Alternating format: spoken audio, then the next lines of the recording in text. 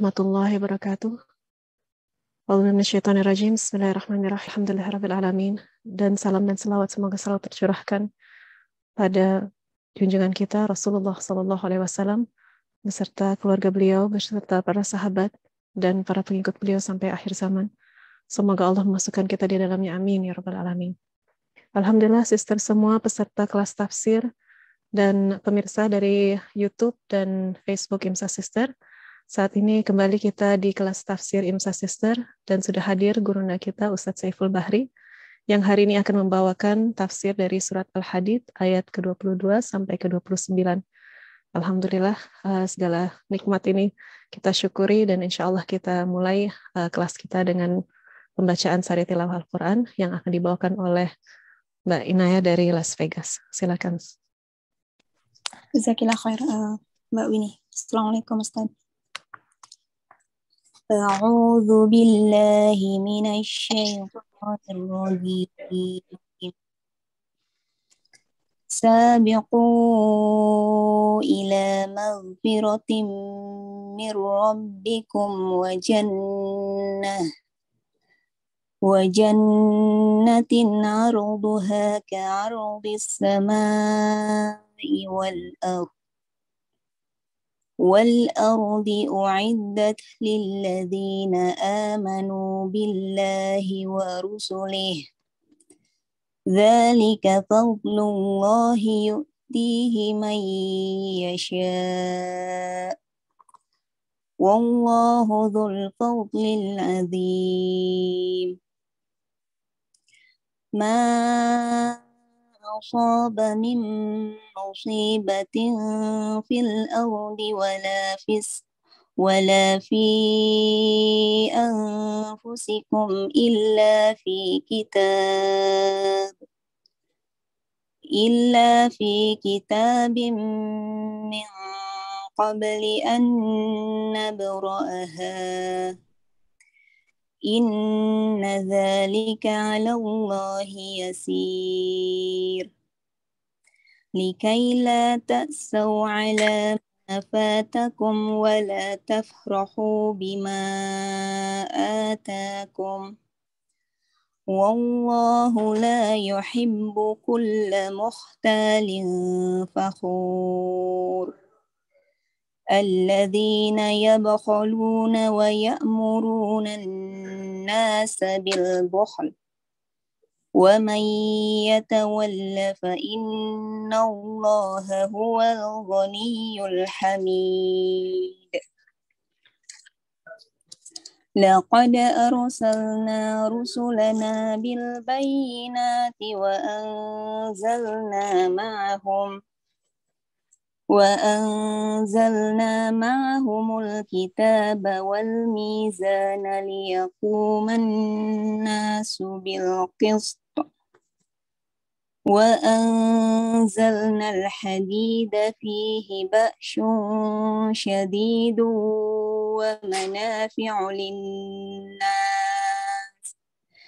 ومنافع للناس وليعلم الله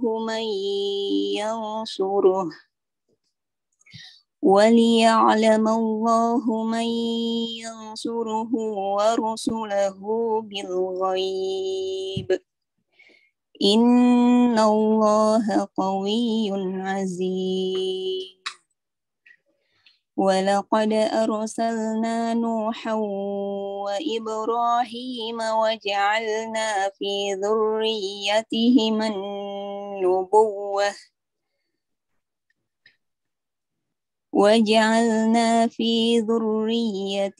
النبوة والكتاب فمنهم مهتد وكثير منهم فاسقون ثم قفينا على آثارهم برسلنا وقفينا بعيسى بن مريم وآتيناه الإنجيل وجعلنا في قلوب الذين اتبعوه رأفة ورهبانية ابتدعوها ما كتبناها عليهم إلا ابتغاء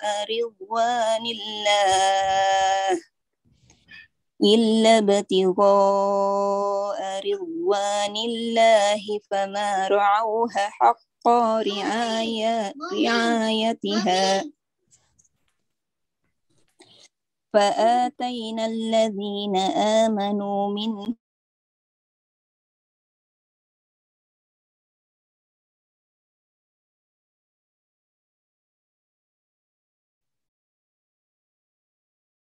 Sepertinya terputus ya.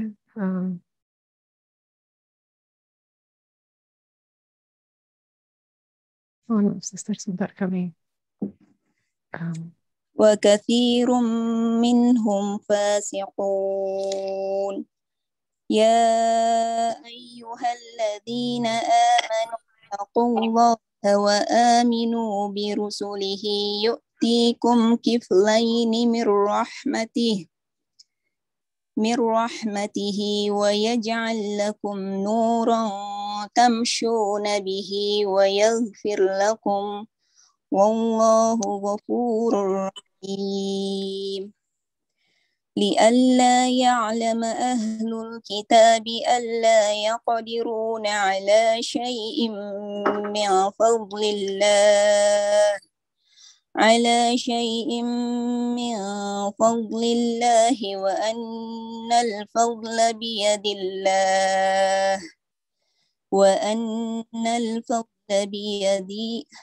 وأن الفضل بيد الله يؤتيه من يشاء والله ذو الفضل العظيم.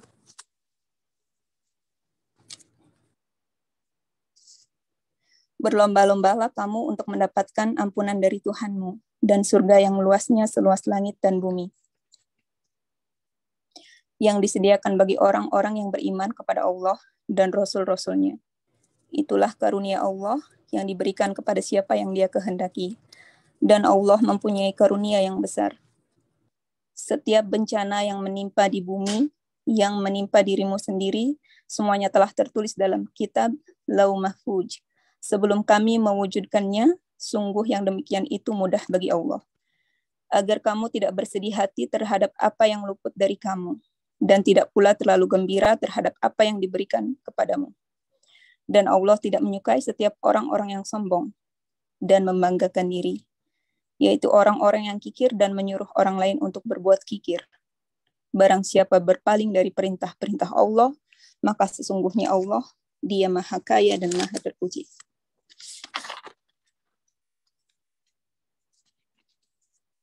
Sungguh kami telah mengutus rasul-rasul kami dengan bukti-bukti yang nyata, dan kami turunkan bersama mereka kitab dan neraca keadilan, agar manusia dapat berlaku adil, dan kami menciptakan besi yang mempunyai kekuatan hebat dan banyak manfaat bagi manusia, dan agar Allah mengetahui siapa yang menolong agamanya dan rasul-rasulnya, walaupun Allah tidak dilihatnya. Sesungguhnya Allah Maha Kuat, Maha Perkasa. Dan sungguh kami telah mengutus Nuh dan Ibrahim, dan kami berikan kenabian dan kitab-kitab wahyu kepada keturunan keduanya. Di antara mereka ada yang menerima petunjuk, dan banyak di antara mereka yang fasik. Kemudian kami susulkan rasul-rasul kami mengikuti jejak mereka, dan kami susulkan pula Isa putra Maryam, dan kami berikan Injil kepadanya, dan kami jadikan rasa santun dan kasih sayang dalam hati orang-orang yang mengikutinya. Mereka mengada-ngadakan rahbaniyah, padahal kami tidak mewajibkannya kepada mereka. Yang kami wajibkan hanyalah mencari keridhaan Allah, tetapi tidak mereka pelihara dengan semestinya. Maka kepada orang-orang yang beriman di antara mereka, kami berikan pahalanya, dan banyak di antara mereka yang fasik. Wahai orang-orang yang beriman, bertakwalah kepada Allah dan berimanlah kepada Rasulullah Muhammad SAW. Niscaya Allah memberikan rahmatnya kepadamu dua bagian, dan menjadikan cahaya untukmu yang dengan cahaya itu kamu dapat berjalan serta Dia mengampuni kamu. Dan Allah Maha Pengampun, Maha Penyayang. Agar ahli kitab mengetahui bahwa sedikit pun mereka tidak akan mendapat karunia Allah jika mereka tidak beriman kepada Muhammad Sallallahu Alaihi Wasallam, dan bahwa karunia itu ada di tangan Allah dan Dia memberikannya kepada siapa yang Dia kehendaki, dan Allah mempunyai karunia yang besar. Shadaqallahul Azim. Saya kembalikan kepada Mbak Uni. Tafadhali. Insyaallah. Jazakillah khair Mbak Inayah dari Las Vegas, Masya Allah. Demikian sisters, ayat-ayat dari surat Al-Hadid, surat ke-57, terakhir dari juz 27, yang akan kita selami hari ini dengan gurunda kita, Ustadz Saiful Bahri. Pada Ustadz, dengan hormat kami persilahkan untuk memberi kami ilmu beliau, insyaAllah. Jazakallah khair. Terima kasih Bu Ini. Bismillahirrahmanirrahim. Alhamdulillah. Alhamdulillahilladzi hadana lil Islam wa akramana bil iman wa faddalana bil Qur'an. Allahumma salli wa sallim wa barik ala nabiyyina Muhammadin sallallahu alaihi wasallam wa ala alihi wa ashabihi kiram, amma ba'd. Para sister yang berbahagia yang dirahmati Allah, terkhusus para pegiat IMSA sister, wabil khusus lagi yang ada di Departemen DKIK. Kita berdoa kepada Allah, mudah-mudahan kita semua mendapatkan rahmat, wabil khusus bisa babil Quran. Mudah-mudahan kita kelak dimasukkan ke dalam kafilah Ahlul Quran, kafilah pecinta Al-Quran, kafilah orang-orang yang mensyukuri nikmat Al-Quran. Terutama tadi sangat luar biasa di ayat 21 yang kita tadaburi di pertemuan yang lalu, di akhir pertemuan lalu, kita harus segera. Kenapa Allah SWT dalam tanda kutip seolah-olah menggesa kita? Karena memang sifat manusia menyukai taswif, menyukai bersantai-santai, menyukai tidak terburu-buru dalam hal yang sifatnya bukan kebendaan. Al-Quran membahasakan kalla bal tuhibbunal ajilah, itu kalau sesuatu yang terlihat hasilnya berupa materi, umumnya manusia menyukainya. Tetapi yang sifatnya non-materi, pengampunan, surga, bersegera kepada Allah, umumnya manusia lalai akan itu. Mudah-mudahan kita dijadikan hamba-hambanya yang menyadari hal tersebut. Dan insya Allah ini bagian seri terakhir, merupakan seri yang inti dari rangkaian kisah dan juga teori, konsep, atau banyak hal yang Allah sebutkan di surat Al-Hadid. Mohon izin saya akan share screen. Di serial yang keempat ini, sekalipun yang paling utama adalah ayat yang di situ disebut Al-Hadid yang kemudian dijadikan nama surat ini secara keseluruhan, tetapi kemudian kenapa Allah Subhanahu wa taala di bagian ini menjelaskan universalitas dan kontinuitas para rasul, dan kenapa nama-nama itu yang disebut kemudian diakhiri dengan Nabi Isa sebelum Nabi Muhammad, dan kemudian ada perintah bertakwa yang dijanjikan dengan kiflain, 2 bagian. Apa makna hal-hal yang secara eksplisit disebutkan, dan apa makna tersembunyi dari pilihan-pilihan diksi termasuk Al-Hadid? Kata Al-Hadid itu sendiri yang kita pelajari insya Allah pada pekan ini, insya Allah, bismillah. Mudah-mudahan dengan waktu yang sangat terbatas dan tentunya dengan keterbatasan pengetahuan dan ilmu yang diberikan oleh Allah kepada saya, kepada Al-Fakir, mudah-mudahan tidak menjadikan tadabbur kita ini kurang makna, karena sesungguhnya ini merupakan mukaddimah dan pintu atau kunci pintu saja. Selanjutnya para sister sekalian yang dirahmati Allah bisa melanjutkannya, menyelami lorong-lorong spiritual yang sangat dahsyat sekali. Kita akan masuk kepada ayat 22 dan sampai 24. Ini menjadi sangat penting karena Allah Subhanahu wa taala memulainya dengan kata musibah. Saya baca ulang sebentar. A'udzubillahi minasyaitonirrajim. Ma asaba min musibatin fil ardi wala fi anfusikum illa fi kitabim min qabli an nabra'aha. Inna dzalika 'ala Allahi yasir. Likai la ta'saw 'ala ma fatakum wa la tafrahu bima atakum. Wallahu la yuhibbu kulla mukhtalin fakhur. Alladzina yabkhaluna wa ya'muruna an-nasa bil bukhl wa man yatawalla fa innallaha huwal ghaniyyul hamid. Apapun musibah yang menimpa seseorang di muka bumi ini, juga apa yang menimpa diri kamu sekalian. Jadi begini, ada musibah di tempat lain terjadi hari ini, kita baca. Jadi yang misalnya musibah apa saja, musibah banjir, musibah kebakaran, musibah apa saja, Al-Fakir tidak menyebutkan secara rinci, yang terjadi di muka bumi ini, dan juga yang menimpa diri setiap kita. Karena bahasan di sini, wala fi anfusikum illa fi kitabim min qabli an nabra'aha, kecuali sudah tertulis sebelum itu terjadi. Tertulis dalam kitab, dalam Lauhul Mahfuz. Bagi Allah itu sangat mudah sekali. Nah, ungkapan seperti ini mungkin kita nganggap, loh, berarti kita kayak robot. Enggak. Kita diberikan kebebasan. Nanti kita akan bahas apa makna takdir itu. Kenapa itu Allah Subhanahu wa taala dalam tanda kutip menulis tapi kemudian seolah-olah membiarkan. Nah, itulah yang ada tahapannya yang disebut dengan iradah, yang disebut dengan qudrah. Likai la ta'sau ala ma fatakum, supaya kita tidak bersedih, tidak putus asa terhadap apa yang tidak kita capai. Wala tafrahu bima atakum, dan tidak bangga, terlalu sombong, angkuh terhadap apa yang kita dapatkan. Itu pun karena kita diberi Allah. Allah tidak menyukai orang-orang yang mukhtalin fakhur. Ini bahasanya luar biasa. Al-mukhtal itu orang-orang yang sombong, yang tidak tahu diri.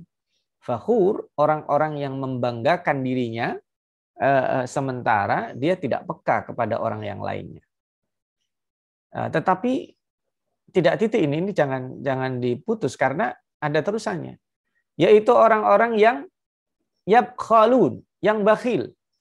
Wa ya'muruna an-nasa bil bukhl, dan memerintah, memprovokasi, menganjurkan orang-orang yang dalam tanda kutip satu komunitas dengan dia untuk berbuat bakhil. Wa may yatawalla fa innallaha huwal ghaniyyul hamid.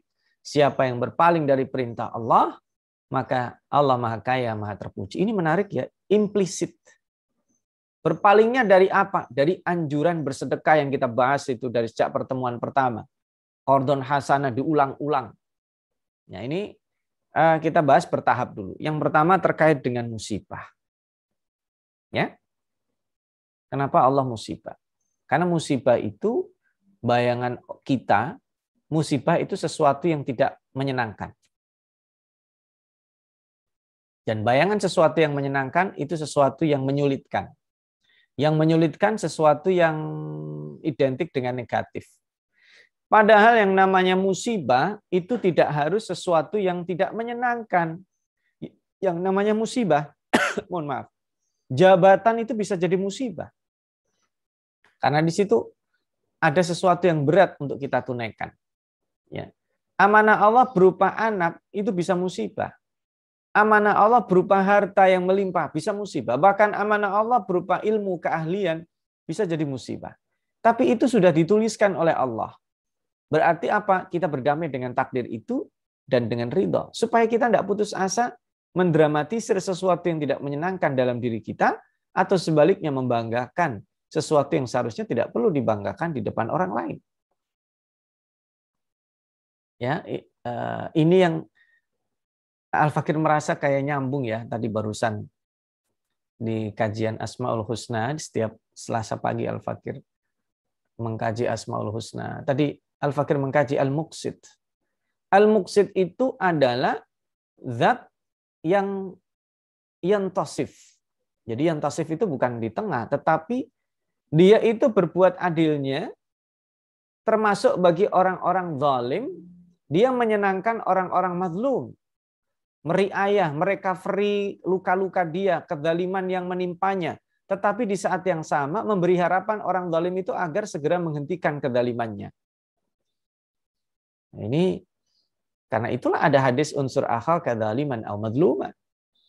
Karena itulah Allah memberi kesempatan dan istilah zalim li nafsihi, ada istilah zalimin, ya.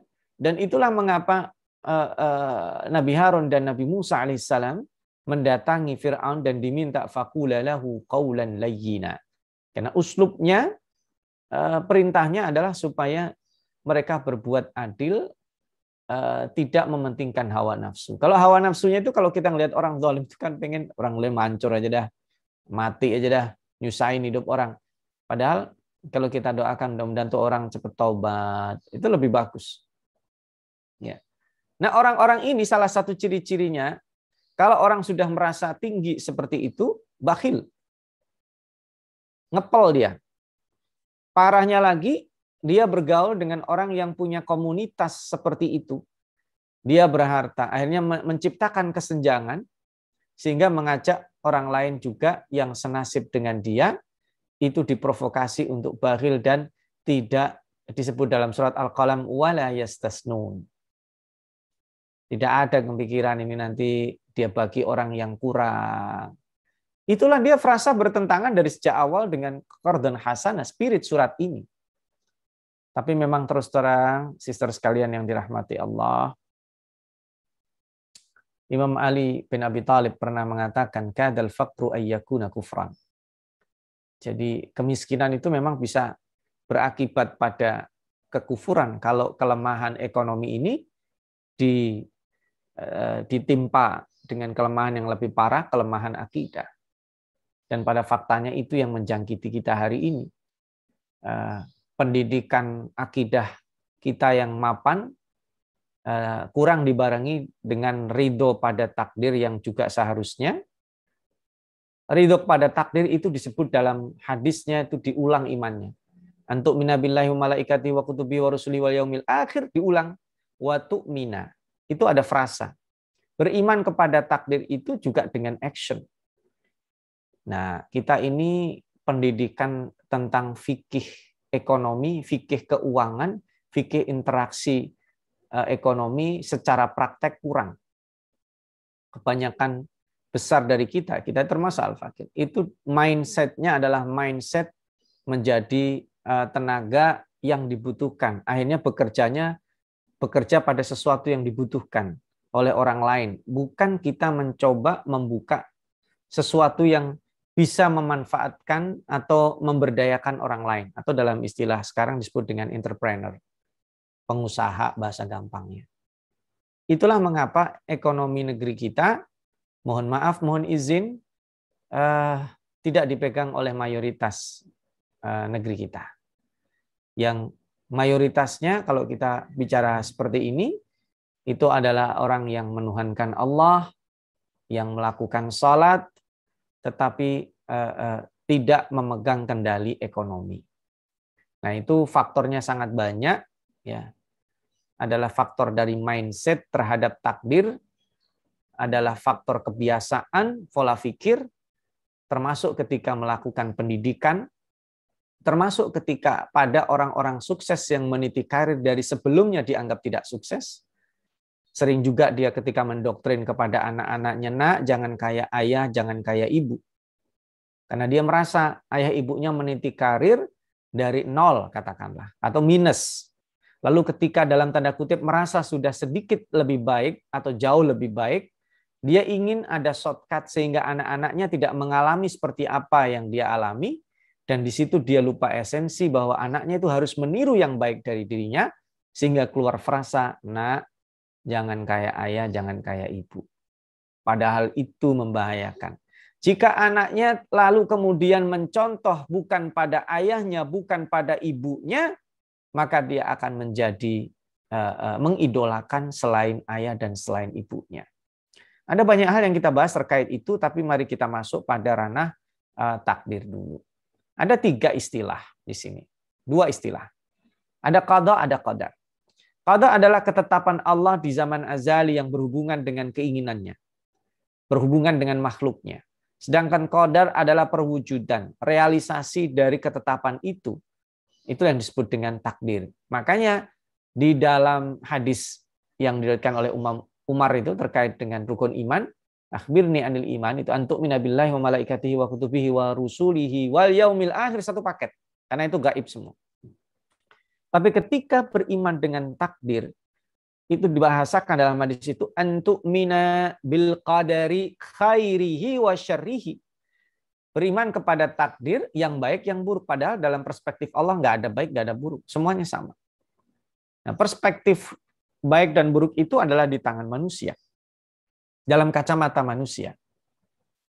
Ada seorang ibu, seorang perempuan menikah dengan seorang laki-laki, sudah sekian puluh tahun, menikah, belum dikaruniai anak. Itu mungkin buruk dalam perspektif mereka. Tapi Allah tahu itu kebaikan. Mungkin orang diciptakan, mohon maaf, mohon izin, ada keterbatasan fisik. Buruk bagi yang mengalami dan juga keluarganya, tapi bisa jadi itu tidak. Bagi Allah tentu tidak. Sebagian kita punya keterbatasan dalam hal banyak hak. Kita melihatnya itu sesuatu yang tidak baik, tetapi itulah takdir. Tidak ada baik buruk di kacamata Allah. Nah, kaitannya kita beriman, kenapa Allah mulai musibah? Musibah itu langsung defaultnya pikiran kita automatically lari pada hal-hal yang tidak menyenangkan. Nah, hubungan qada dan qadar itu yang tidak bisa dipisahkan. Karena ada perencanaan disebut dengan iradah. Dan iradah itu melalui ilmu. Nah, bahasan tentang ini sesungguhnya, sister sekalian yang berbahagia, Allah itu memang sulit membahas qada dan qadar itu, menganalogkan itu tidak mudah. Tapi paling tidak Al-Fakir mencoba untuk bukan memframing, tetapi mendekatkan. Kalau ada seorang pakar atau katakanlah pakar demografi lah katakan, mengatakan bahwa di 2060 Indonesia akan menjadi negara maju. Ya. Dari tingkat ekonomi dan seterusnya dan seterusnya. Pakar itu mengatakan itu tidak kosong. Dia ada pengamatan sebelumnya. Dan itulah yang disebut dengan ilmu. Lalu dengan ilmu itu dia melakukan perencanaan sesungguhnya, tapi memperkirakan. Dalam bahasa manusia memperkirakan. Dalam bahasa Allah bukan memperkirakan lagi. Iradah, menginginkan. Menetapkan. Dan ketika terjadi itulah disebut dengan qadar. Lebih mudah lagi gini. Ada klub sepak bola A dan klub sepak bola B. Ketika bertanding, pengamat ini kan dia juga dulu pemain, terus pelatih, dan seterusnya menjadi komentator, pengamat. Akhirnya ini kekuatannya begini, ini taktiknya begini, ini kondisinya gini, ini prediksinya kira-kira ini yang akan menang. Ini kan dengan ilmu. Sementara Allah itu ilmunya tidak kira-kira. Ilmunya detil. Makanya dengan detilnya ilmu itu Allah memutuskan, oh ini akan bahagia, oh ini akan begini. Tetapi detil-detilnya Allah tidak tentukan. Karena itulah kita menjadi moderat antara kaum Jabariyah dan moderat dengan kaum Qadariyah. Jabariyah yang apatis, apa-apa itu ditentukan Allah, ya kita jadi robot. Apa gunanya surga dan neraka? Enggak, kita enggak Jabariyah. Kita juga enggak Qadariyah yang mengatakan Allah menyediakan surga dan neraka, ya kita bebas. Enggak juga, karena ada takdirnya. Sudah ada ketentuannya. Berdamai kita dengan takdir bisa? Bisa. Karena takdir itu ada yang mubram, ya ada yang mu'allaq, ada yang tidak bisa diubah, ada yang bisa diubah. Dan apa yang tidak bisa diubah di tangan Allah. Jadi intinya, ya keputusannya di Allah. Bisa diubah atau tidak, ngapain kita memperdebatkan itu. Karena sering terjebak kadang dalam pembagian ketika ulama membicarakan, oh ini takdir yang nggak bisa diubah. Ajalnya, rizkinya, jodohnya, matinya itu tadi itu ya. Dan ini yang bisa diubah detil-detil. Kalau menurut Al-Fakir, itu tidak ada istilah di depan Allah. Allah sanggup mengubah ketentuannya. Tidak ada yang aib, orang dia maha kuasa. Makanya tidak ada yang menimpa kita kecuali yang sudah tertulis. Dengan itu kita jadi tenang. Kita tidak takut diapa-apain orang. Kita tidak. Cuman kemudian bukan berarti kita ceroboh. Enggak. Ini adalah untuk menenangkan supaya kita santai, bukan santai, maaf. Supaya kita nyaman, supaya kita ridho dengan keputusan Allah Subhanahu wa taala. Tetapi perlu juga ya. Kadang Al-Fakir sedih kalau bicara, baru kemarin Al-Fakir ikut pelatihan. Yang salah satu poinnya membahas tentang ekonomi dan strategi ekonomi. Negara kita ini yang akan maju, sebentar lagi, tidak lama negara kita maju. Cuman yang jadi masalah pada saat negara Indonesia menjadi negara maju, itu yang memimpin siapa? Yang punya kebijakan siapa? Kalau hari ini, ekonomi dan politik itu ibaratnya nempel. Orang yang berkuasa tidak bisa dilepaskan dari ketergantungan pada sektor ekonomi, yang umumnya disering disebut dengan pemilik modal. Ya, yang menguasai bukan hanya aset tetapi keberlangsungan hajat hidup manusia di negeri kita. Jika boleh jujur, itu mereka-mereka yang menguasai aset itu tidak tiba-tiba, ada sebab-sebabnya. Dan pendidikan ekonomi di kita ini kurang dielaborasi, padahal kita tiap hari itu baca aqimus shalah wa atuz zakah, itu kan ekonomi. Kita surat Al-Hadid ini kan tentang kegiatan ekonomi. Ya ayyuhalladzina amanu man dzalladzi yuqridullaha qardan hasana. Ya ayyuhalladzina amanu idza nudiya mi yaumil jumu'ah fas'au ila dzikrillahi wa dzarul bai'. Kenapa di hari Jumat itu ayat ini dimunculkan? Kalau sudah datang azan, kenapa Allah mengatakan wa dzarul bai'? Kok bukan tinggalkan keluargamu, tinggalkan mengajar, tapi wa dzarul bai'. Artinya di hari Jumat itu aktivitas ekonomi itu semestinya tidak berhenti. Tapi faktanya siapa di antara kita yang menekuni aktivitas itu sehingga dia menjadi konglomerat muslim yang bermanfaat? Siapa di antara kita yang mendidik dirinya untuk menjadi entrepreneur, menjadi pengusaha? Karena secara teori ya resiko yang tinggi akan menghasilkan feedback yang tinggi. Ya itu kan yang terjadi. Ya sekalipun haram resikonya tinggi kan, bisnis narkoba itu. Tetapi kita tidak begitu, tidak melihat dari materinya. Kita melihat dari sisi keridhaan Allah Subhanahu wa taala. Tetapi sekalipun keridhaan Allah, aktivitas ekonomi itu harusnya dilakukan. Ya kayak Abu Bakar As-Siddiq lah. Abu Bakar As-Siddiq itu hampir jarang kita lihat ya orang men-trigger memandang sudut pandang Abu Bakar As-Siddiq dari seorang yang mapan secara ekonomi. Dia adalah orang yang sering memberi, ya, karena memang mempraktekkan filosofi itu, tidak tergantung, sehingga semuanya pun dianggap musibah oleh beliau. Ketika diangkat menjadi khalifah, yaitu musibah. Kebaikan yaitu musibah. Musibah itu apa yang menimpa. Itu kan berarti dia sadar bahwa dia diberi. Kemarin kita habis membahas, kalau tidak salah Al-Fakir juga tekankan. Karena seorang hamba itu menjadi predikat tertinggi ketika dia disebut sebagai hamba Allah. Ketika menjadikan semuanya itu aktivitasnya, tempatnya adalah masjid. Minal masjid ilal masjid. Dan aktivitas ekonomi ini merupakan aktivitas yang bukan paling penting, ya, tetapi sangat penting. Karena akan menopang tadi itu perspektif dia tentang menganggap musibah itu apa. Jadi jangan sampai mindset kita yang namanya musibah itu sakit, kelaparan, kematian. Sehingga kalau kita sedang dapat duit banyak, kalau sehat-sehat saja, dapat jabatan, dapat network, itu tidak musibah. Musibah itu apa yang menimpa kita. Tiba-tiba kita mendapat kekayaan yang seolah-olah ujuk-ujuk orang melihatnya, itu musibah. Tiba-tiba kemudian kita dapat jabatan padahal kita tidak memprediksi, itu musibah. Tiba-tiba kita mendapatkan network yang luar biasa bisa kita gunakan, itu musibah. Itu semuanya sudah tertulis. Maka perspektif qadha dan qadar ini penting.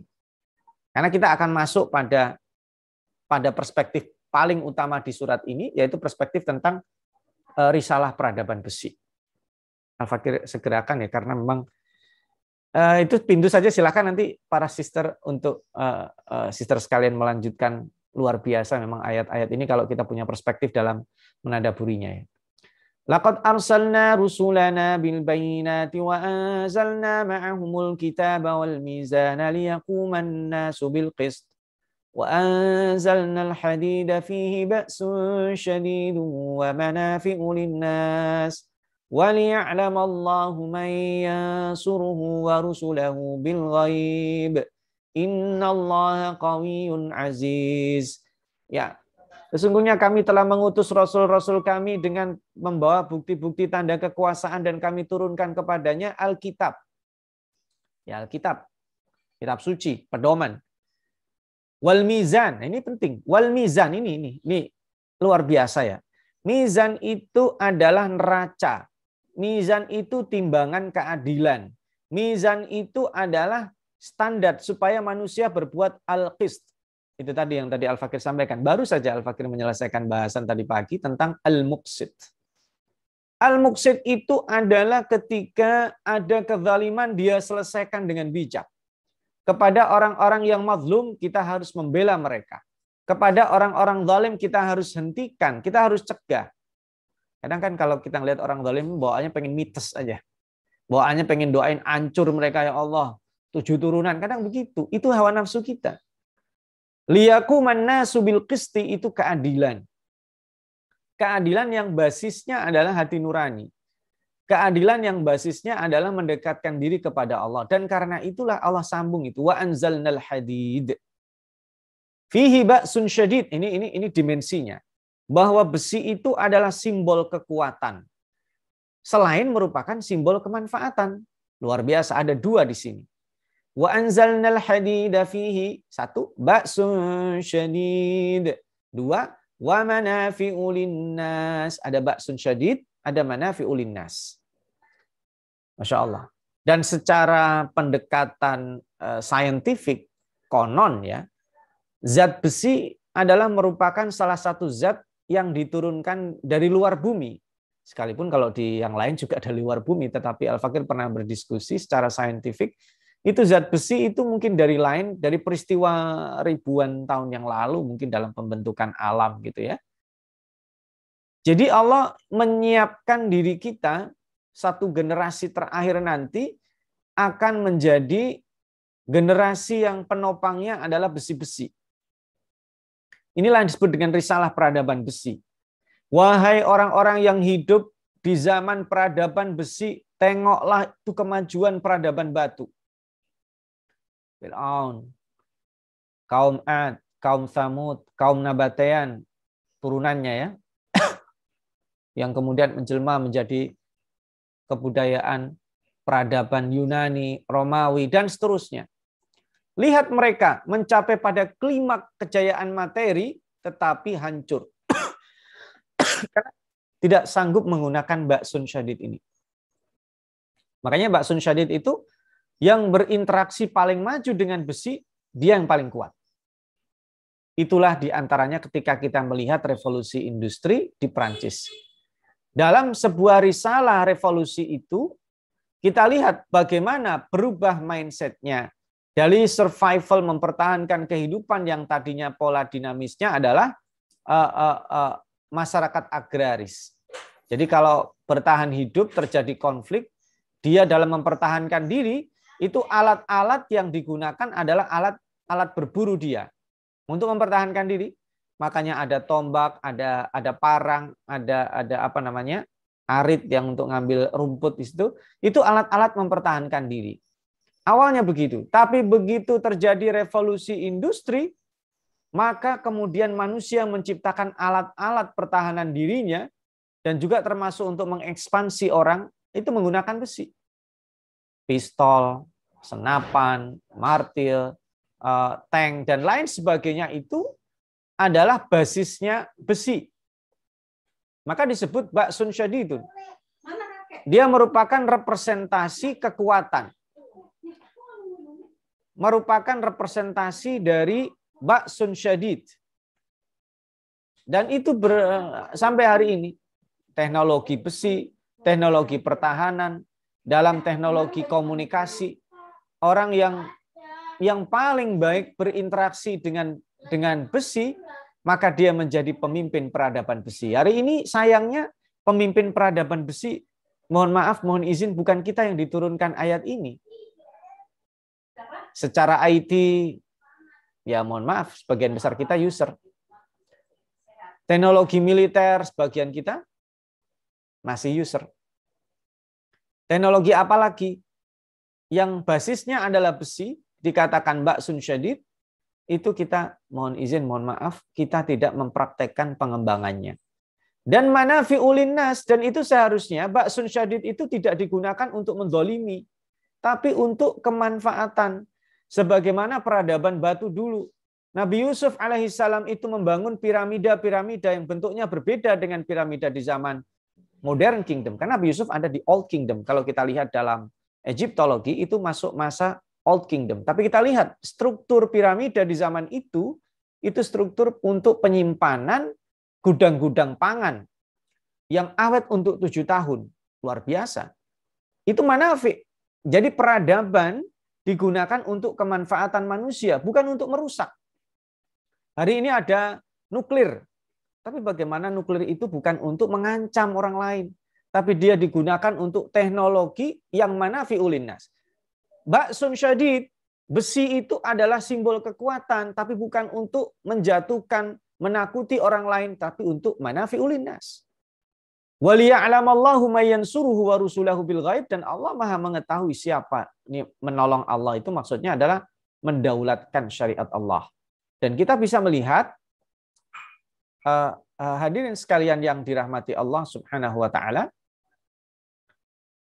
kita jangan sampai terjebak pada pola-pola yang pernah dilakukan oleh peradaban batu di masa lalu. Karena ini pola-pola fikir eksploitatif yang pernah kita jelaskan berkali-kali. Bahwa Allah ketika menurunkan Alkitab, bahwa Allah ketika memberikan timbangan keadilan, kita harus berlaku adil di depan Allah Subhanahu wa taala. Jangan sampai kita tidak adil. Dan besi yang tadi merupakan simbol itu kita gunakan untuk manafi'ul linnas. Nah, Al-Fakir lanjutkan. Lalu apa hubungannya dengan kesatuan risalah yang Allah jelaskan di ayat 26 dan 27?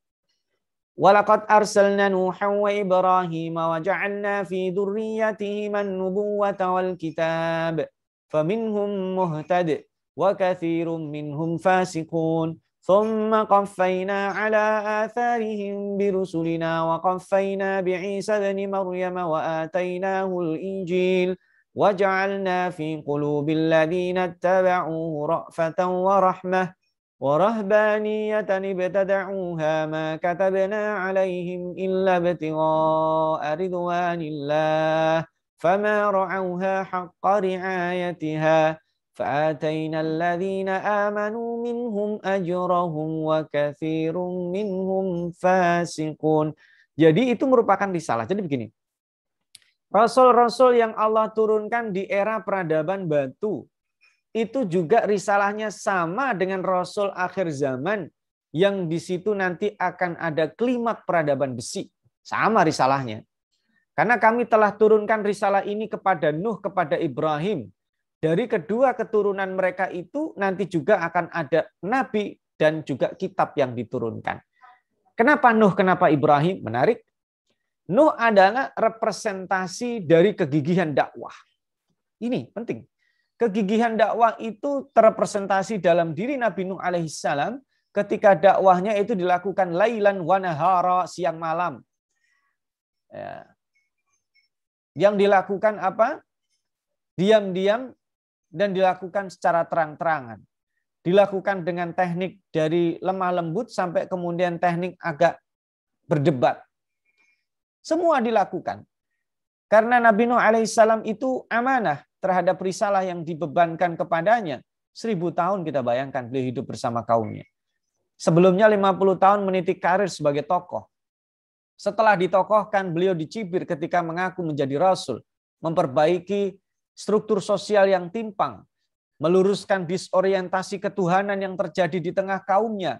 Itu risalahnya sama, faminhum muhtadin, tetapi tidak banyak. Dan kenapa Ibrahim beda? Nabi Ibrahim alaihissalam ketika tidak ada satu orang pun yang beriman kecuali keponakannya. Ada yang mengatakan keluarga Sarah.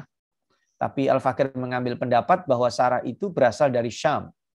Jadi Nabi Ibrahim alaihissalam itu risalahnya tidak ada yang beriman di Babilonia, di Irak hari ini. Sehingga beliau harus keluar dan mendakwahi sebuah kaum di Haran. Itu pintu masuk Syam, Syria. Tidak ada yang beriman kecuali satu keluarga yang kemudian anak perempuannya diperistri oleh beliau, yaitu Sarah.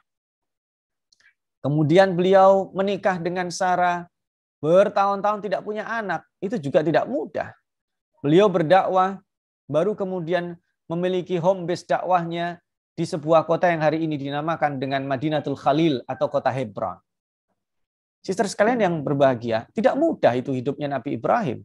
Sampai kemudian dia berkelana ke Mesir, ketika kemudian dihadiahi sang Raja Mesir yang menghormati istrinya. Istrinya pun luar biasa. Kemudian dimerdekakan itu Hajar dan dihadiahkan dan kemudian diperistri oleh beliau dan punya anak Nabi Ismail alaihissalam. Lalu Ismail pun tidak mudah. Ismail pun diletakkan di atas perintah Allah di sebuah tempat yang tidak ada kehidupan di situ. Intinya ini Nuh dan Ibrahim ini figur yang luar biasa. Figur yang cocok untuk meneruskan perbincangan tentang risalah peradaban besi tadi.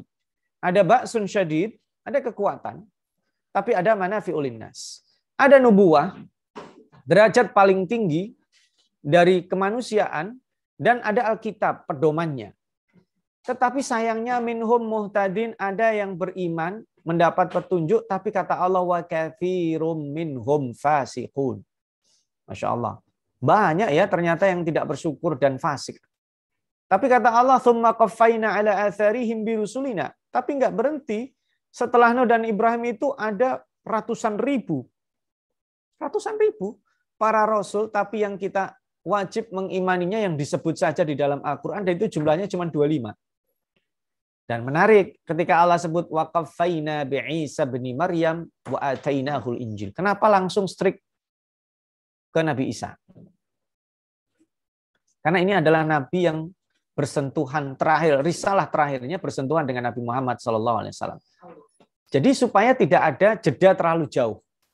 Dan lihat sifat yang disinggung luar biasa. Wa ja'alna fi qulubil ladina taba'uhu ra'fatan wa rahmah.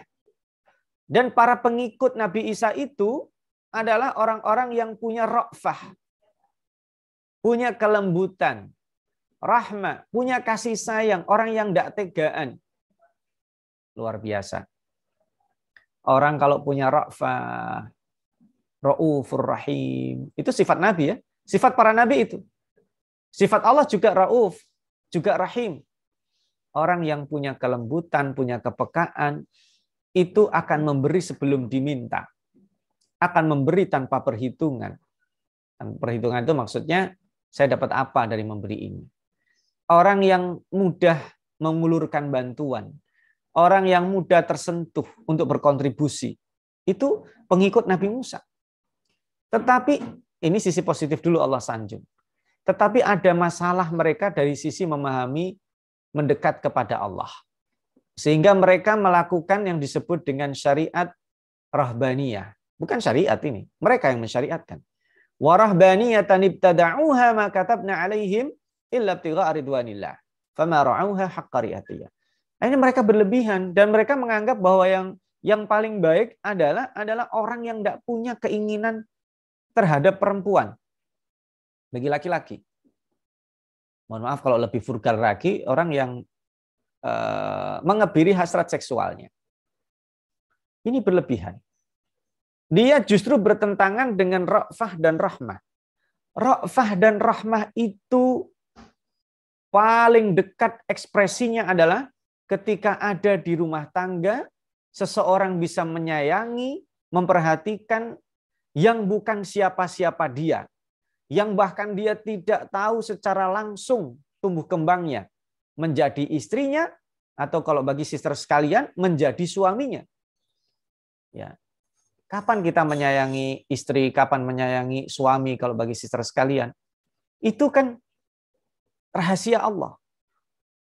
Kalau orang itu punya iman, itu ra'fah dan rahmah lebih terasa lagi. Coba pikirkan, siapa sih yang nungguin? Kalau kita mencintai anak, itu darah daging kita.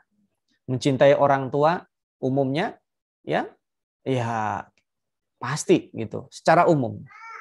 Tapi mencintai seorang perempuan yang baru dikenal beberapa minggu, beberapa bulan, atau mungkin beberapa tahun, atau mungkin yang kenal sejak kecil tapi nggak pernah kepikiran, baru last minute diputuskan akan menikahinya. Itu kan rahasia.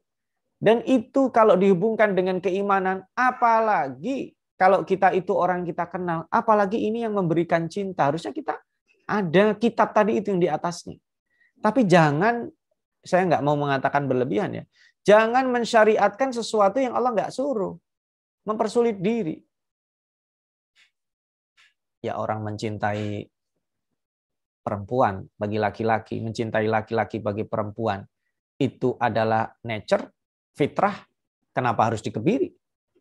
Fa'atainal ladzina amanu minhum ajrahum, orang yang beriman dikasih pahala. Tapi sayangnya sebagian besar mereka tidak mau beriman. Tetapi sesungguhnya begini, sister sekalian, memang menjelaskan ini kaitan yang ada di di kumpulan ayat ketiga ini baru akan semakin jelas kalau kita baca di ayat terakhir nanti. Karena begini, semua para nabi itu kisahnya, bahasanya itu dibentangkan. Tinggal kita membaca, hari ini saya belajar dari kisah siapa. Hari ini saya mau menelaah kisah siapa. Oh, ternyata Allah sedang menyebutkan kisah Nabi Isa. Kenapa pengikutnya itu lemah lembut? Karena keteladanan Nabi Isa itu lemah lembut. Dan ini juga sekaligus teori-teori yang mengatakan bahwa Nabi Isa alaihissalam adalah anak yang tumbuh tanpa sentuhan seorang ayah. Kan tidak punya ayah. Ayah biologis gak ada. Bukan ada tapi tidak ngaku. Tidak ada. Ini satu-satunya selain Nabi Adam tentunya.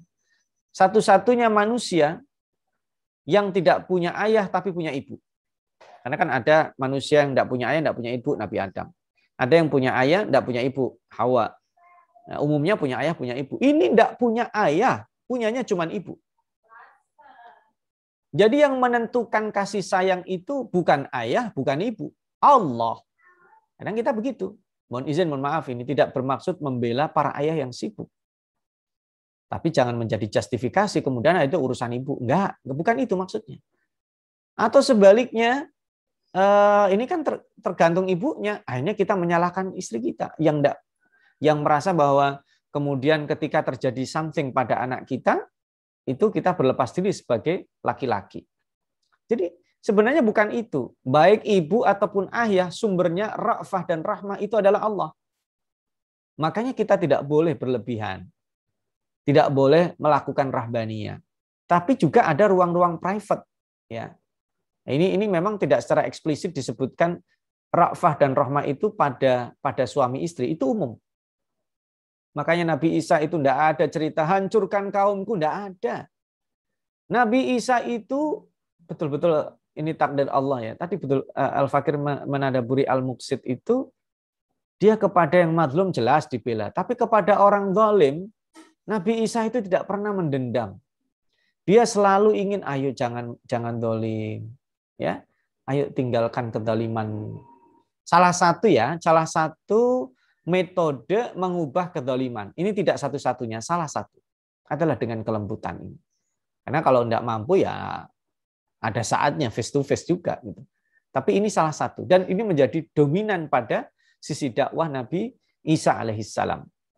Nah sayangnya sebagian orang itu tidak memahami bahwa hubungan antara risalah tauhid itu dengan para nabi-nabi itu culture yang berbeda, background yang berbeda. Lalu kemudian kenapa Allah Subhanahu wa taala itu tidak membunuh fitrah manusia? Karena sesungguhnya tidak ada yang buruk. Semuanya baik. Yang buruk itu ketika terkontaminasi hawa nafsu. Mohon maaf, itu tadi Allah tidak pernah mengatakan hasrat seksual itu buruk. Tapi itu ada ruangnya, ada waktunya, ada munasabahnya. Dilakukan kapan? Dilakukan ketika laki-laki dan perempuan sudah terikat dengan akad yang sah secara syariah. Dilakukan di mana? Di ruang yang tidak ada siapa-siapa kecuali mereka berdua. Private. Jangan sampai kita terpancing, kita sedang akur banget, sedang mesra banget sama istri kita, akhirnya terposting lah. Apalagi sampai yang naudzubillah min dzalik ciuman. Itu sudah keluar dari pakem. Biasanya yang kayak begitu nanti juga ketika mereka bertengkar akan terposting. Sama, kita berlemah lembut kepada orang lain itu juga ya bukan tidak berlebihan. Berlemah lembutlah sewajarnya. Ya, karena nanti kita orang yang sanggup berlemah lembut kepada para du'afa, dia kepada orang zalim juga tidak mendendam dalam artian tidak ingin kehancuran dia. Dia ingin orang itu taubat. Kadang kan hawa nafsu kita gitu. Kalau lihat orang zalim itu, ya Allah hancurkan dia 7 turunan, ya Allah siksalah dia. Kita nafsunya begitu. Padahal kan kalau kita doakan, ya Allah, kasihan dia. Berilah hidayah dia. Tegurlah dia, ya Allah. Ambillah dia, ya Allah, supaya menghentikan kezaliman ini. Ya, kalau mau diteruskan nggak ada masalah. Tapi kalau dia tidak mau, ya Allah, ya ambillah dia dengan caramu. Itu lebih baik. Karena Allah Maha tahu itu cara mengambil. Kalau kita membahas Malikal Mulk, itu cara mengambilnya itu dicabut, sakit itu. Nah, terakhir, mungkin supaya kita nanti bisa elaborasi. Ini mungkin sudah pernah kita bahas ya. Karakter Rasul itu karakter yang maksum dari dosa, dijaga. Kenapa dia laki-laki? Nah, ini bukan masalah keadilan gender. Ini sering ya. Sering sekali kalau membicarakan tentang kuota, membicarakan tentang kesetaraan, itu selalu dimunculkan. Nabi dan Rasul itu bias gender, laki-laki. Imam dan khatib laki-laki bias gender. Padahal kalau dilepas begitu, memang tabiatnya begitu. Ya, tidak ada nabi dari kalangan perempuan, bukan berarti Islam itu tidak memperhatikan perempuan. Nabi Muhammad SAW wasiat akhir hidupnya apa? Istausu bin nisa'i khaira. Berwasiatlah ya kepada perempuan itu baik. Dan kita dilarang. Jadi gini, orang yang buruk memperlakukan perempuan itu adalah citra dan keterwakilan bentuk peradaban pada masa itu. Ketika dia menindas perempuan, peradaban pasti terpuruk. Sebaliknya ketika dia terlalu memuja perempuan, peradaban juga akan terpuruk. Dan Islam diberikan mandat berbuat baiklah kepada perempuan. Dan itulah ada di surat An-Nisa semuanya. Struktur peradaban sosial kita ada di surat An-Nisa. Dan jangan sampai pernah perempuan pun merasa tidak pede. Saya emang nasibnya jadi perempuan. Akhirnya dia terlalu mendramatisir perasaannya. Atau sebaliknya laki-laki yang kemudian tidak bersyukur dengan anugerah Allah sebagai laki-laki. Akhirnya ingin menjadi perempuan. Tapi Al-Fakir nggak mau membicarakan ini di ruang publik karena itu view-nya berbeda. Justru nanti akan menjadi salah persepsi. Nanti dikembangkan di forum yang lainnya. Nabi dan Rasul punya sifat baik yang jadi teladan. Kayak tadi itu. Kita umumnya ketika merasa sukses, kemudian kita tidak ingin orang itu melihat anak kita melihat kita, akhirnya tadi kita mengatakan jangan seperti ayah, jangan seperti ibu. Nah, padahal harusnya contoh yang baik dari ayah dan ibu. Karena ayah dan ibu mengambil contoh adalah dari para rasul. Yang dapat wahyu, yang dapat mukjizat, manusia terbaik, ya. Tapi mereka menjalani hidup seperti manusia. Menikah, makan, minum, wayamshuna fil aswaq. Jadi Nabi itu shopping juga. Tapi jangan dibayangkan shopping kayak shoppingnya kita. Nabi Muhammad SAW pernah menyebut di antara tempat paling buruk ya pasar. Tapi kenapa beliau masuk pasar? Itu aktivitas ekonomi tadi itu. Dan kemarin kita sudah membahas pilar-pilar kontribusi 4.0 itu. Kita harus punya kredibilitas, kita harus punya integriti, kita harus punya kemampuan komunikasi, kita harus punya kecerdasan jamak, ya, multiple intelligence. Dan ini penting untuk menjaga risalah itu supaya tetap, maka di pamungkasnya Allah pesankan kepada kita. Ini skip aja tugas para nabi, nanti silakan dibaca sendiri. Ini wasiat terakhir dari surat Al-Hadid. Ya ayyuhalladzina amanu taqullaha wa aminu bi rasulihi yu'tikum kiflaini min rahmatih wa yaj'al lakum nuran tamshuna bihi wa yaghfir lakum wallahu ghafurur rahim. Li'alla ya'lama ahlul kitabi alla yaqdiruna ala syai'in min fadlillah wa annal fadla biyadillahi yu'tihi man yasha wallahu dzul fadlil azim. Orang-orang yang beriman bertakwalah. Berimanlah kepada Nabi Muhammad. Ya, Rasul di sini maksudnya Nabi Muhammad.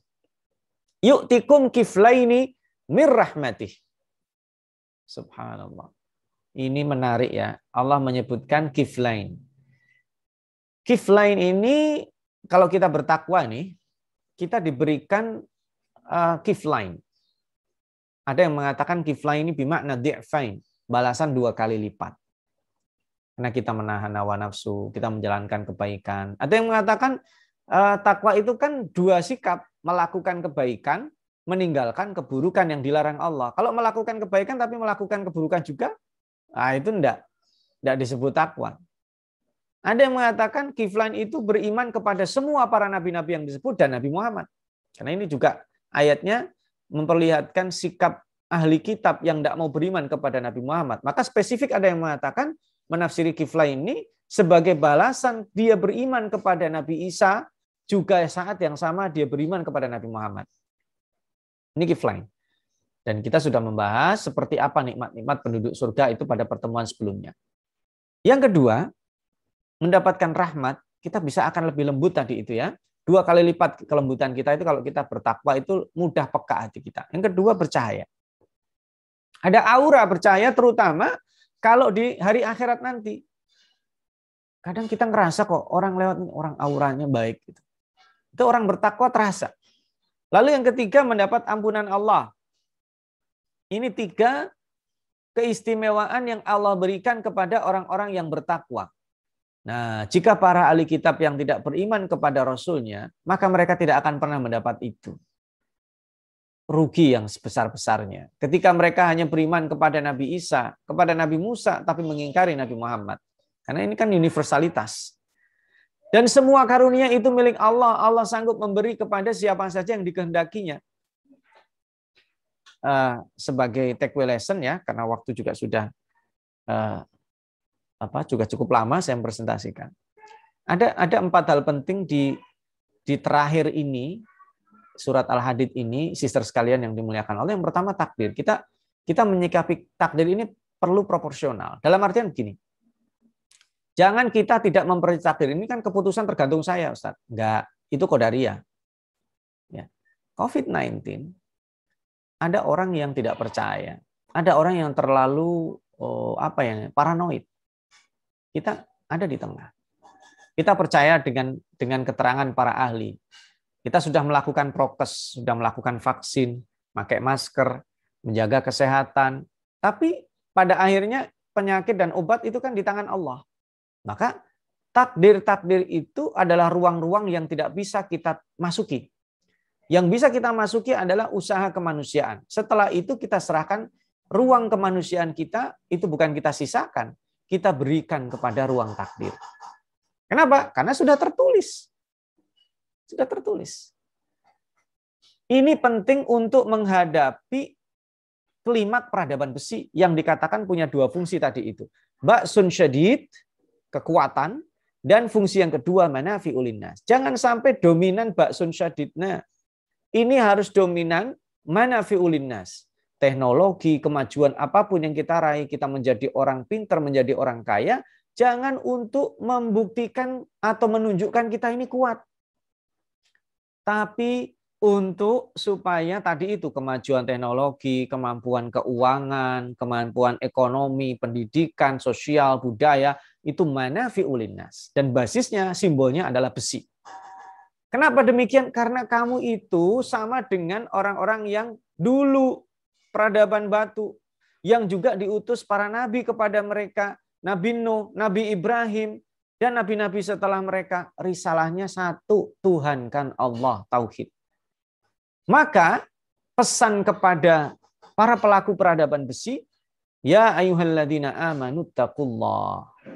Jadi, atau wahai orang-orang yang beriman, kalau kita ini mau bertakwa, dan juga kemudian ditambah wa aminu, mau mengimani Rasul, kita akan mendapatkan rahmat dua bagian. Ini sebenarnya ini kalau mengelaborasi kata-kata kiflah ini juga dahsyat ini. Dalam Ibnu Katsir, Al-Qurtubi, Imam Al-Mawardi, dan beberapa mufassirin itu mengelaborasinya dahsyat sekali itu. Makna kiflah ini itu, Masya Allah, kelembutan seseorang itu bergantung pada modalnya. Maksudnya apa? Kalau modal ketakwaannya kurang, dia nggak bisa lembut. Kepekaan hatinya itu terserabut, karena akar-akarnya tidak kuat. Kalau kita ingin lembut, kita kan mungkin, ya Allah, ampuni aku ya Allah. Kenapa kita merasa kurang yakin diampuni? Karena kita jarang memaafkan orang. Ya Allah, rahmati aku. Kenapa kita merasa kadang kurang disayangi? Karena kita jarang menyayangi orang. Maka di situ takwa kepada Allah mendatangkan kelembutan, mendapatkan rahmat dua kali, bercahaya auranya di dunia dan di akhirat, diampuni, dan yang terakhir mendapat anugerah aku. Mohon maaf terlalu banyak Al-Fakir berbicara. Al-Fakir akhiri, dan insya Allah tanpa bermaksud menggurungi, sister sekalian di sini luar biasa bisa mengelaborasi, dan ayat-ayat Al-Hadid ini Al-Fakir tidak tonjolkan dari sisi ba'sun syadid, ingin manafi'ul linnas, karena dalam perspektif sister, ibu-ibu khususnya, dominan rasa rahmah dan ra'fah, dan itu sangat cocok dengan akhir ayat ini. Kenapa ra'fah kamata rahmah? Mungkin di tempat lain Al-Fakir pernah menjelaskan itu. Singkatnya, ra'fah dan rahmah itu bedanya apa? Ra'fah itu dinamika umumnya, kasih sayang yang umum. Tapi rahmah itu kasih sayang yang lebih khusus. Nanti Allah bedah lagi. Kasih sayang khusus itu bisa berbentuk Rahman, menyayangi siapa aja, nggak peduli dia baik, dia buruk. Tapi Rahim, menyayangi, mengapresiasi orang-orang yang baik. Dan ini tempatnya di qalb. Kelembutan ra'fah dan rahmah itu adanya di hati kita. Dan itu akan mustahil terjadi kalau seseorang tidak bertakwa. Tapi kita juga dilarang, saking kita ingin menyayangi orang lain, akhirnya menghancurkan diri sendiri, itu yang disebut dengan rahbaniyah. Rahbaniyah itu bukan hanya, mohon maaf, masalah sexuality, tapi yang disebut dengan rahbaniyah itu juga adalah menghancurkan diri sendiri. Artinya memberi orang lain, memperhatikan orang lain, tapi tidak memperhatikan diri sendiri, itu juga bisa disebut sebagai rahbaniyah. Mohon maaf atas kekurangan keterbatasan Al-Fakir, sudah melebihi waktu cukup banyak. Al-Fakir kembalikan kepada moderator, kepada Bunda Winnie ya. Saya persilakan, saya kembalikan mikrofon kepada beliau. Jazakumullah khairan. Mohon maaf atas kekurangan dan keterbatasan. Wa'alaikum minkum. Wassalamualaikum warahmatullahi wabarakatuh. Masya Allah. Jazakallah khair Ustaz Saiful Bahri. Masya Allah. Demikian sister, sudah kita dengarkan betapa dalamnya ya dan indahnya tafsir dari ayat-ayat surat Al-Hadid tadi. Masya Allah. Insya Allah sisters yang memantau dari YouTube dan Facebook, silakan menuliskan pertanyaan di komen insya Allah, dan akan kita bahas langsung. Dan di sini saya udah ada beberapa pertanyaan Ustaz. Masya Allah, selalu kalau ada bahasan tentang qada dan qadar nih, kita ada ya pertanyaan mengenai ini karena memang sangat menarik ya. Ada 2 pertanyaan mengenai qada dan qadar. Ustaz, mungkin saya gabungkan ya insya Allah. Oh 3 malah. Atau mungkin yang pertama yang umum dulu mungkin Ustaz. Assalamualaikum warahmatullahi wabarakatuh Ustaz. Apakah dengan iman kepada qada dan qadar masih diperlukan ikhtiar? Bagaimana hubungan ketiganya? Mungkin saya hubungkan dengan yang pertanyaan kedua. Apakah rezeki dan jodoh merupakan hasil ikhtiar manusia atau hasil pemberian Allah atau qada? Demikian. Ya, terima kasih Ibu. Dan untuk memperjelas itu, contohnya sederhana sekali. Saya bekerja apa saja, baik sebagai pengusaha atau pegawai atau apa saja. Kalau tidak diimani akan menghasilkan feedback, itu rasa-rasanya saya nggak akan kerja. Ya buat apa saya bekerja kalau nggak yakin ada feedbacknya? Ini beda dengan yang sedekah ya. Ini filosofinya adalah ikhtiar secara umum. Kita bekerja direkrut ya dengan tes yang jelimet gitu sebagai tenaga profesional. Tahu-tahu dikatakan bahwa ketika kita tanya nanti saya dapat gaji nggak? Ya nggak tahu. Kira-kira kita teruskan nggak kontrak kita sama perusahaan tersebut? Enggak. Karena kita yakin kita akan digaji, ada take home pay-nya, itu kita bekerja. Dan itulah hubungan iman dan ikhtiar. Semakin yakin bahwa saya itu dibalas oleh Allah, saya akan berusaha. Nah, kenapa kemudian rizki itu tidak murni ikhtiar? Karena kalau Allah hanya berbuat adil saja tanpa rahmah, tanpa ada ra'fah dan rahmah tadi, ya kita tidak bisa itu masuk surga. Karena hadisnya jelas, manusia nggak masuk surga dengan amalnya, tetapi masuk surga dengan kasih sayang Allah. Karena kan kesalahan kita bisa jadi lebih banyak. Dan itu juga kita dalam memperlakukan manusia begitu. Jangan orang tuh nggak bisa dilakukan peraturan itu untuk memperkitakan batasan, tapi dalam memberikan reward, mengapresiasi, itu tidak selamanya berbasis angka-angka. Karena kan kita kadang mengapresiasi orang hasil kerja dia. Kadang diapresiasi karena pengabdian. Kan gitu. Ini orang kerjanya prestasi biasa-biasa, tapi loyalitinya, dia kerja udah puluhan tahun, kasih apresiasi. Ini kerja boleh jadi baru sebulan, tapi prestasinya luar biasa, kasih apresiasi. Ada orang diapresiasi karena dia memperbaiki kesalahannya cepat, kemarin blunder, kasih apresiasi. Jadi itu yang dimaksud dengan adanya iman kepada qada dan qadar dan hubungannya ikhtiar. Ikhtiar itu wajib. Al-Fakir mungkin sampai bosan kali sister dengar cerita saya menceritakan Maryam dan Nabi Musa. Itulah Maryam yang dia melahirkan tapi disuruh goyang pohon korma. Kok nggak langsung dikasih? Karena ikhtiar itu hukumnya wajib. Wajib. Begitu dia melahirkan, kenapa kok Jibril nggak ngasih makanan kayak waktu kecil? Ya wajib hukumnya. Tapi tidak selamanya ikhtiar itu menghasilkan hasil sesuai prediksi dia. Gitu. Kadang dia ngerasa saya udah goyang kenceng banget, kok nggak jatuh-jatuh pohonnya. Ada sesuatu. Belum saatnya kita dikasih. Saya mengharap jabatan, kok nggak dikasih-kasih sih, sudah berkali-kali nyalonin nggak dapat. Bisa jadi. Ada orang yang usahanya biasa aja, dikasih. Ada orang, ya ini terkait banyak hal. Jabatan, harta, anak, dan sebagainya. Tapi ikhtiar hukumnya wajib, tapi tidak menentukan. Loh, kenapa yang menentukan takdir? Karena dia yang berkuasa. Oh, berarti zalim? Oh tidak, Allah Maha Adil. Kenapa? Allah punya iradah, keinginan. Loh, berarti keinginannya di dia, tapi Allah punya ilmu. Ilmu itu menetapkan berdasarkan, bukan perkiraan lagi, pengetahuan detil Allah. Ini tampang orang kayak gini nih, bahagia, tulis. Tetapkan ajalnya, tetapkan jodohnya. Nah, tetapi kalau menurut Al-Fakir begini, takdir itu tidak ada yang tidak bisa berubah. Mungkin Al-Fakir tidak bermaksud mengkritisi pendapat para ulama salaf dulu ya. Ketika membedakan antara takdir mubram yang tidak bisa berubah dengan takdir mu'allaq. Tapi menurut Al-Fakir gini, takdir yang mubram pun kalau kita berdoa khusyuk kepada Allah bisa berubah kok. Jadi maksudnya begini, mungkin aslinya kita dikasih usia 40 tahun. Nah, Allah Subhanahu wa taala mungkin, wah ini orang kayaknya bagus ditambah 10 tahun. Bisa jadi. Atau dia tetap meninggal 40 tahun tapi kualitasnya sama dengan yang 80 tahun. Jadi tidak ada perspektif buruk dari sisi Allah. Perspektif buruk adalah ketika kita tidak mendapatkan tasawur atau deskripsi tentang kejadian dan kita belum bisa menyambungkan antara takdir dan antara ikhtiar kita. Itu saya kira. Wallahu a'lam.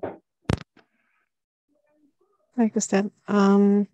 Kemudian ini yang pertanyaan mengenai rezeki dan jodoh, apakah hasil ikhtiar atau hasil pemberian Allah gitu, mungkin dihubungkan dengan penjelasan Ustadz barusan. Ya. Bagaimana Ustaz? Itu kombinasi tentang dua hal tersebut. Ya. Kombinasi itu yang dominan tetap takdir. Gak bisa. Teori rizki itu teori Allah. Coba bayangkan, ibu-ibu ngebayangin coba. Kalau disebut nama nggak apa-apa lah karena emang populer ya. Itu kok bisa orang kayak Cristiano Ronaldo, Lionel Messi punya kekayaan demikian. Padahal kalau dihitung-hitung, ya kan dia kerjaannya begitu. Kita kadang merasa pekerjaannya begitu. Gitu. Kadang ada orang, dia konsultan hukum, konsultan politik, kok kerjaannya luar biasa. Sementara saya merasa kerjaan saya berat sekali, kenapa impact kepada rezeki materi saya bentuknya begitu. Kadang kita hanya fokus pada rezeki yang bentuknya materi. Kita nggak membayangkan adanya kesehatan, tidak membayangkan adanya networking, adanya keluarga, family, adanya kenikmatan untuk merasa bahagia, sesuatu yang dicari oleh orang, dan seterusnya dan seterusnya. Itu dominannya takdir. Tetapi harus dicapai dengan ikhtiar. Itu. Jadi apakah rizki, apakah jodoh, apakah yang lainnya itu adalah ikhtiar? Enggak. Apakah dia takdir 100%? Enggak juga. Kombinasi, tapi yang dominan adalah takdir. Begini maksudnya. Loh, kalau si fulan belum berjodoh sama si fulana, mau dia mengerahkan orang seluruh dunia nggak akan berjodoh. Ya. Tapi jangan juga balik.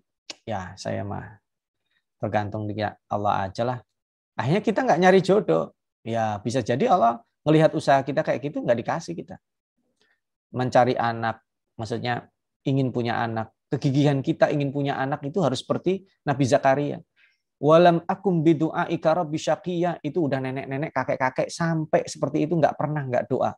Jadi kadang kan, mohon izin ya, kita ini kalau pada posisi Nabi Zakaria kemungkinan sulit. Kalau udah 10 tahun, 15 tahun nggak dikaruniai anak, biasanya give up, udahlah, berhenti, kita minta anak. Akhirnya dia langsung ada action berikutnya. Padahal Nabi Zakaria tidak. Walam akum bidu'aika rabbi syaqiyya. Sama, kita berusaha nih. Ya, dari kita udah sekian tahun usaha ini kok nggak membuahkan hasil. Padahal tinggal dikit lagi, kadang kurang sabar. Atau kadang kita menganalisisnya karena tidak punya ilmu, akhirnya yang penting jalan aja. Jadi ada asbab dunia, tapi jangan kita jadikan itu satu-satunya sebab.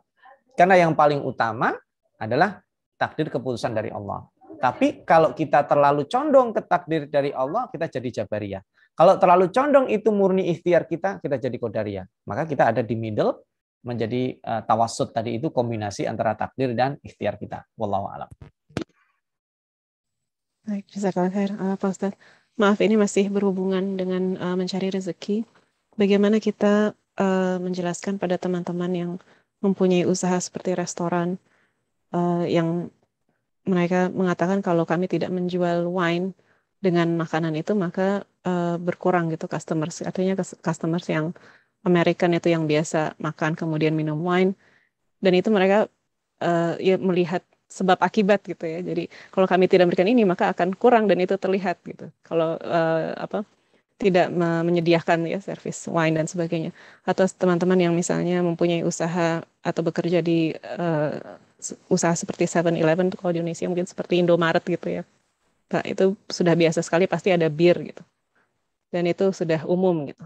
Dan itu sesuatu yang aneh kalau tidak menjual bir gitu. Bagaimana kita menjelaskannya? Kalau menjelaskan dengan sesama Muslim lebih mudah. Karena dia tahu ini halal, ini haram. Memang yang agak sulit kalau menjelaskan kepada customer yang tidak paham itu. Kami tidak menjual sesuatu yang tidak boleh bagi agama kami. Karena pendekatan seperti itu secara culture berbeda. Tapi kita bisa menggunakan metode yang lain yang saya kira sister sekalian lebih tahu. Tapi begini, itulah yang disebut kemudian secara matematis selalu kalau orang beragama itu tidak semuanya melepas pada usaha, tapi ada sisi ruang tertentu supaya dia tidak putus asa. Karena kalau sudah sisi teoritis begini akan begini, nggak seperti itu, stres dia. Makanya itu teorinya nggak kayak begini misalnya. Mohon izin ya kalau berlaku pada, karena saya tertarik kemarin itu ada seorang dosen mengatakan, dosen ekonomi Islam, ketika dia menanyai mahasiswanya itu rata-rata, oh saya mau jadi pegawai bank sini, saya mau jadi profesional konsultan keuangan dan macam-macam ya. Hanya 1-2 orang yang bercita-cita menjadi pengusaha. Ya, karena tadi itu dia ingin main di zona aman, tidak takut resiko. Takut dengan resiko. Sementara risk taker ini dia mendapatkan feedback yang besar karena pengusaha jiwanya kayak begitu. Ya sama dengan tadi. Ini kebijakan kami tidak menyediakan misalnya tadilah sebutkanlah katakanlah bir atau rokok misalnya. Ya, tidak menyediakan itu karena kebijakan administratif kami di sini seperti itu. Kalau menjelaskan dengan orang yang tidak percaya, kita gunakan dalil percuma. Maka kita harus cari sesuatu yang reasonable. Kenapa kita tidak menyediakan itu di wilayah itu misalnya? Ya, kita tidak menyediakan ini karena kebijakan sini. Ya, itu selesai. Kebijakan kantor cabang ini tidak menyediakan itu selesai. Gitu. Nanti baru ketika, kan percuma jelasin kepada mereka. Ketika misalnya mereka mengadakan aduan. Nah, aduan berarti kita akan berbicara pada level penentu. Di situ kita bisa mulai masuk. Oh, ini maaf karena saya Muslim, saya begini, saya tidak menyediakan ini. Baru kemudian kalau begitu Anda tidak sesuai dengan kontrak. Nah, kita belum main di situ di ranah hukum. Makanya kan kadang kita tidak hanya membahas tentang halal haram, tapi kita membahas juga dari sisi aman secara regulasi. Ya, kalau untuk menjelaskan kepada orang yang beriman lebih mudah, karena rezeki tidak selamanya begitu. Kayak orang berjajar jualan, tapi yang laku ini. Kenapa? Karena dia ramah pada customernya. Kalau kenapa di negara kita orang-orang dari etnis tertentu, ya saya nggak menyebut nama rasnya, dia lebih sukses karena dia perhatian pada customernya luar biasa. Dia rela itu harganya diturunin, ya lebih baik murah kejual. Kalau ada kejual dengan harga murah, dengan kejual dengan harga mahal, dia milih murah ini. Kenapa? Karena layanan customernya. Maka dilihat di sini. Saya lihat juga sehari-hari. Ada warung nih, 2. Ini di sini kenapa ramai antri, di sini enggak? Padahal beda enggak jauh tipis kan tadi itu. Dia menggunakan teori tadi itu. Kalau bisa murah kejual, kenapa harus milih mahal kejual? Itu kan ra'fah, rahmah, dan teori itu terjadi. Jadi kalau kita selamanya hanya hitung-hitungan matematis dan materi, itu enggak masuk. Ada hitungan lain gitu. Jadi kalau menjelaskan kepada orang beriman itu gampang. Rizki itu tidak bisa dihitung. Rizki itu kita jemput karena Allah sudah membagi. Hei manusia, rizki kamu 1 triliun. Tapi yang tugas kamu adalah menjemput itu dengan cara kamu itu dihisab. Kalau rizki udah ditentukan, setiap orang dikasih rizkinya. Ada yang mengambil dengan cara haram, ada yang mengambil dengan cara halal. Dan saya memilih dengan cara halal, itulah adanya iman. Jadi kalau dibagi 2 saja Ibu. Kalau yang bertanya itu adalah orang beriman, lebih mudah menjelaskannya. Kalau yang pertama bertanya adalah customer, lakukan reasoning yang mereka paham. Kebijakan kantor lokal sini. Oh, saya akan adukan. Oke, Anda boleh mengadukan, saya akan berikan penjelasan. Ketika itu enggak ini, terus kita main sampai pada level yang kita bisa menggunakan terakhir hak asasi kita sebagai itu. Dan ingat ada regulasi yang harus kita ketahui, dan tentu itu orang-orang hukum dan orang-orang yang market ya yang tahu celah-celah kita untuk membela diri. Wallahu a'lam.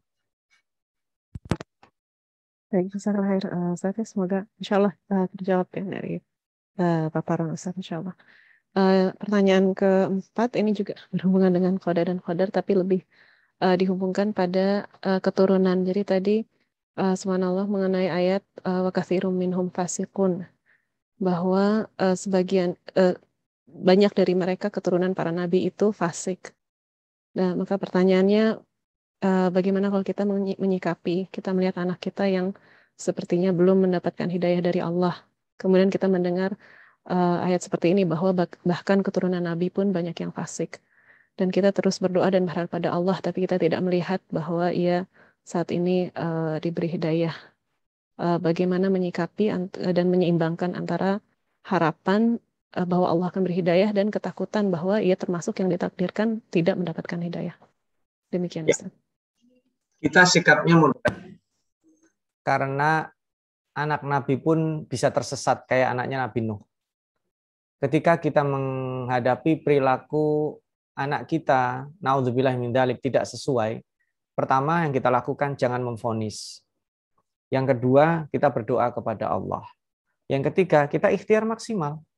3 ini. Waduh, saya terlambat Ustaz. Tidak ada kata terlambat, masih bagus kita sadar. Karena memang berat ya. Kalau udah bicara, kita ngelihat anak orang lain gitu. Lebih mudah dibanding ketika melihat anak sendiri. Kita punya angan-angan ideal. Lalu diterjemahkan angan-angan ideal itu dipraktekkan pada anak kita. Nah, itu sering adanya gap dan sering membuat kita give up. Padahal tidak. Yang penting kita ini sudah memberikan fasilitas kepada anak untuk mengenal Allah dan Rasul-Nya. Sudah maksimal berusaha, berdoa, tawakal. Sehingga nanti tidak ada madlamah di hari akhirat kalau seandainya naudzubillahi min dzalik, misalnya tadi Kan'an protes, ya Allah, saya kayak begini nih karena ayah ibu saya. Nah, selesai itu kita. Tapi kita menyiapkan perangkat itu tentu tidak berharap kayak begitu ya, tetapi tetap kita berusaha. Bersikap adil kepada anak kita, mengenalkan mereka, memberikan fasilitas kebaikan, sisanya pasrahkan Allah. Caranya gimana? Sedini mungkin mengenalkan Allah. Dengan cara dan metode yang tentu berbeda dengan saat dulu ke kita, orang tua kita. Pendidikan grup value itu lebih efektif, mencarikan teman karena anak kecil itu perlu ruang ya, ekspresi bersama teman-teman sejawatnya. Setelah kokoh, berikan wawasan keragaman, cara bersikap ketika melihat orang yang tidak percaya Allah, cara bersikap ketika orang berbeda, tapi itu setelah kokoh. Baru setelah itu kawal mereka pelan-pelan, jadikan mereka teman. Itu kira-kira ya bukan trik ya, karena kalau trik itu seolah-olah saya menguasai, tapi itu kira-kira yang bisa kita ambil dari beberapa yang disebutkan baik dalam Al-Quran ataupun Sunnah. Wallahu a'lam. Jazakallah khair, Pak Ustadz. Demikiannya, sisters, insya Allah mudah-mudahan nasihat Pak Ustadz ini menyejukkan hati kita semua ya tadi. Jadi tidak memvonis, berdoa, kemudian berikhtiar dan tawakal ya tadi dari Ustadz. Subhanallah, mungkin Ustadz sering mendapatkan pertanyaan seperti ini dari kami karena ini termasuk salah satu tantangan hidup di sini. Subhanallah, bagaimana membesarkan anak. Dan seperti Ustadz tadi bilang bahwa kita melihat anak orang lain agak ya tapi kalau anak sendiri itu subhanallah memang lebih merasa keterikatan dan sebagainya ya Ustadz. Jadi lebih berat subhanallah ya. Demikian sisters, insyaallah mudah-mudahan bisa menyejukkan hati kita semua. Ada 2 pertanyaan lagi Ustadz. Yang berikutnya, Bapak Ustadz mohon dijelaskan kembali tentang Ra'fah dan Rahmah berhubungan dengan kisah Isa bin Maryam di ayat 27 tadi. Apakah dalam hal meminta doa, apa baiknya yang kita minta Ra'fah atau Rahmah atau keduanya? Ya. Ra'fah itu payung umum ya. Jadi Ra'fah itu orang punya kasih sayang kepada semuanya. Kepada orang zalim, kepada orang mazlum, kepada benda hidup, kepada makhluk hidup, kepada benda yang tidak hidup. Itu Ra'fah. Ra'fah itu larinya kepada ulfah, kelembutan hati yang defaultnya lembut. Makanya wa'allafa bainahum. Itu di situ ada nanti ulfah. Jadi lembut, cinta. Jadi padanan kata itu tipis-tipis ya. Ada rahmah, ada ra'fah, ada ulfah, ada mawaddah. Mawaddah itu yang ekspresif ya. Kalau ra'fah itu umum. Memang menjadi perilaku lembut dia itu. Berkata-katanya lembut, sikapnya lembut. Cara memandangnya lembut, cara berbicaranya lembut. Cara bersikapnya lembut, cara berjalannya lembut, nggak tergesa-gesa. Cara apa saja itu ra'fah. Sedangkan rahmah itu lebih spesifik. Spesifik dalam hal apa itu rahmah. Ya, ketika memberi itu rahmah. Ketika marah dia tidak berlebihan atau bahkan marahnya tidak pernah terekspresikan, itu rahmah. Ketika mengapresiasi orang yang berprestasi, itu rahim tadi itu ya. Ketika dia tetap memberi pada saat dia dicaci, dimaki, dihina, kayak Nabi Muhammad menyuapi pengemis buta Yahudi itu ya, itu rahmah. Nah, tapi kondisi ini semua itu disebut ra'fah, gitu ya. Kira-kira ini ijtihad Al-Fakir memahami makna ya dari kata-kata itu. Memang nanti ada yang dalam beberapa perspektif berbeda. Tetapi kenapa perlu disebut dua-duanya? Agar kita kena semua. Hidup kita itu kalau penuh rahmah, Masya Allah. Kita ketika berdoa, Allahumma innaka afuwun tuhibbul afwa fa'fu anni, itu tidak ada yang tidak beres. Karena kita mintanya diberikan platform di atas platform. Ya, kalau orang memaafkan di angka 5, ya Allah beri aku angka 6 atau 7, sehingga mudah. Kalau orang sanggup melakukan sesuatu di angka 7, berikan aku kemampuan di angka 8, sehingga ada margin yang bisa diberikan. Bukan untuk di-saving saja. Itu afuun, memaafkan. Itu al-qistu. Al-qistu itu bukan adil dalam artian adil dan penuh hikmah. Itu kira-kira kurang lebih mudah-mudahan bisa menjelaskan, karena tidak cukup kita memandang dua ayat ini. Kalau dibahas, terus kita kok di dalam ayat-ayat pernikahan Ar-Rum 21 itu ada mawaddah, itu yang ekspresif. Ekspresif itu bentuk ekspresinya ada. Mencintai istri ya tanggung jawab, kasih nafkah. Mencintai anak ya didik, itu mawaddah. Gitu. Nah, makanya ada mawaddah, ada rahmah, ada ra'fah, ada ulfah, dan lain sebagainya. Itu padanan yang mungkin sebagiannya pernah kita bahas pada saat membahas sinonim di dalam Al-Quran. Wallahu a'lam. Baik, jazakallah khair, Ustaz. Insyaallah pertanyaan terakhir yang ada pada kami mengenai takwa. Saya sangat terkesan, Ustadz, saya sangat terkesan dengan ayat-ayat terakhir tadi mengenai takwa dan kebaikan yang kita peroleh dari takwa. Pertanyaan saya, bagaimana kita tahu bahwa kita ini sudah bertakwa? Karena saya selalu merasa kurang. Jadi ini pertanyaannya, bagaimana kita ini ada apa ya? Tahu gitu bahwa kita ini sudah cukup gitu bertakwa. Jadi istilah kita ini sudah bertakwa atau belum? Sebaiknya tidak perlu kita tanya pada diri kita. Jadi kita bekerja. Makanya perintah itu wa quli malu fasayarallahu amalakum wa rasuluhu wal mu'minun. 3 itu ya. Kerja aja, nanti Allah yang lihat, Rasul yang lihat, orang beriman yang melihat. Kenapa kok nggak ada para pembenci kamu biar lihat? Enggak, 3 orang ini. Tiga pihak. Allah, Rasul, sama orang beriman. Kita bertakwa atau tidak, itu kan Allah selalu ya. Allah itu a'lam. Jadi Allah sering mendapat wala tuzakku anfusakum huwa a'lamu bimanittaqa. Dia yang paling tahu. Ini bertakwanya levelnya 9, 8, ini bertakwanya level 7. Tapi ini level 7 belum tentu kalah kualitasnya dengan yang level 9 karena dilihat usahanya, dilihat modalnya, dilihat lompatannya, dilihat kemanfaatannya. Nggak bisa kita lihat dengan sisi itu. Jadi kita malah lebih baik merasa kita belum merasa takwa. Itu lebih bagus. Saya sebenarnya udah jadi orang takwa belum. Lebih bagus kita katakan belum. Karena itu yang akan memotivasi kita ini berbuat terus. Tapi kalau kayaknya saya udah cukup ini modal jadi orang takwa, itu yang buruk justru. Karena ketika orang merasa dia cukup modalnya menjadi orang takwa, dia biasanya berpuas diri dan mencukupkan. Kalau menurut saya secara pribadi, lebih baik kita merasa tidak bertakwa.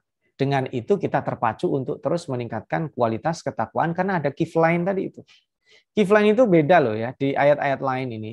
Ketika kiflain mir rahmati, bahasa yang dipakai itu kiflain mir rahmati. Karena itulah terjemahannya tadi banyak di faini mir rahmati. Ada yang al-kifl mir rahmah itu artinya karena meninggalkan yang mungkar dan melakukan kebaikan. Karena beriman kepada yang sebelumnya dan beriman pada yang sesudahnya. Itu tafsirannya sangat banyak sekali. Artinya gini, udahlah, saya berbuat aja lah. Dianggap baik apa buruk, yang penting saya sesuai standar. Kayaknya belum puas nih, lakukan lagi. Karena itu tingkatan tadi, itu zakat udah, sedekah udah, qardon hasana. Ini kan spirit surat Al-Hadid, itu ada 2, ba'sun syadid, tapi yang kedua ini jarang kita lihat karena biasanya yang kedua ketutup yang pertama. Justru dibalik.